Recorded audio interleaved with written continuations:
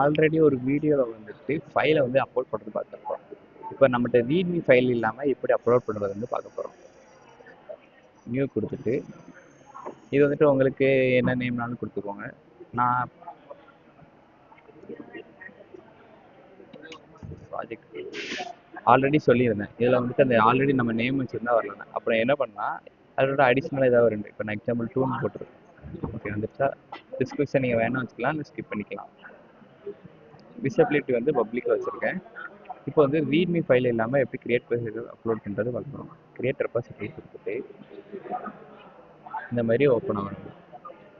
இப்போ இதில் வந்துட்டு அப்லோடிங் அண்ட் எக்ஸைட்டிங் ஃபைலுன்னு இருக்கு. அதை தொட்டுட்டு இந்த மாதிரி ஓப்பன் ஆகும். ஓப்பன் ஆகிட்டு நம்ம என்ன ஃபைலை செலக்ட் பண்ணணுமோ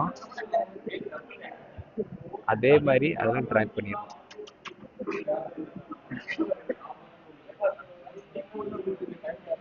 கொடுத்துட்டு கமிட் சேஞ்சஸ்.